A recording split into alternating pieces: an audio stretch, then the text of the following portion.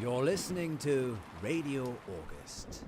Dark Nights with Poe and Munro. We worked the case ourselves. Were you sneaking around here earlier? I'd like to report a kidnapping, please. Joe! Do you think I'm a kidnapper? It's gone too far. I suppose you've all the time in the world. It's not your son that's in danger. Don't you have a dishwasher? Dark Nights with Poe and Munro is an FMV adventure mystery game released on Steam on May the 19th, 2020.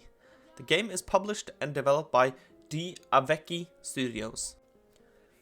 I played through the game in about 3 hours, and according to the Steam About This Game section, the game includes 6 simultaneously released fully interactive episodes. The 6 episodes is very true, but I'm not so sure about how interactive they feel. Almost 5 hours of full screen HD video. Don't know about that one. I only saw about 3. An intuitive point and click themed hotspot interface. More on that later. Alternate endings for each episode and hundreds of branches. Felt like there was small choices you could do during each episode. How heavy the impact was going to be is kinda hard to tell. He's been killing me. I thought you cared about me. Before we jump into the specifics of the game, let me just start by saying I love FMV games. I really enjoy them.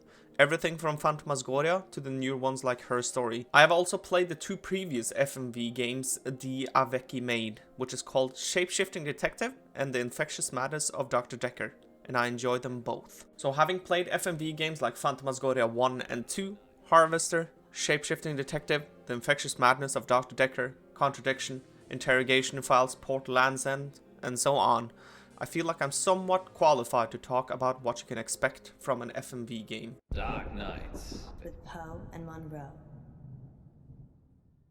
So let's talk about Dark Nights with Poe and Munro. The game takes place over 6 mini episodes, as mentioned earlier. You take control both as Poe and Munro, 2 radio hosts who tell scary tales at night. Poe and Munro are 2 characters who are introduced on the radio in a previous game they made, Shapeshifting Detective, also mentioned earlier. The episodes are usually about something spooky or scary that happens to the 2 radio hosts. What that might entail differs from a listener calling the radio station to threaten to kill them to loose rumors about werewolves wandering the quiet corners of the little town called August. The episodes don't pack the punch I would have hoped for. They feel weird all the way through, and not in a particular good way. The atmosphere usually varies from kinda spooky to downright silly, topped with parody-like music and all. There's also usually overacting sprinkled into every scene, especially the scenes where Poe talks a lot. He has this theatrical way of talking that fits for the radio show. Seeing that it's supposed to be scary and that he is called Poe, clearly after Edgar Allan Poe. But for some reason, his theatrical nature stays with him after they move away from the microphones, making him a pain in the rear to listen to at times. Alas, I fear I would burst into flames at the sun's first embrace. Some scenes also have this silly tone to it. It's impossible for me as a player to understand if I was supposed to take the game seriously or just laugh at the whole thing. Some of the detective work that they did felt like it was supposed to be this oh shit kind of ordeal. But because of everything around the scene, everything just felt silly. To take an example without spoiling the scene too much, in the later parts of the game, there's a forest you are supposed to check out. You tell your listeners this, and a guy calls in to tell you not to go there. You ignore his request and head for the woods anyway. On your way out of the radio station, the listener arrives, threatening you with a gun, telling you once again not to go. In the heat of the moment kind of thing, Poe suggests that they play rock, paper, scissors for the gun. Like, what? I guess it's supposed to be funny, I just didn't understand the joke, I guess. Boomer coming through. I mentioned detective work. I use that term loosely, because you don't actually do a whole lot of it. You have no inventory, so there are no clear puzzles or anything that can actually make you think about something. The game progresses in one way or another all the time anyway. The gameplay is usually you clicking on one of 2 choices.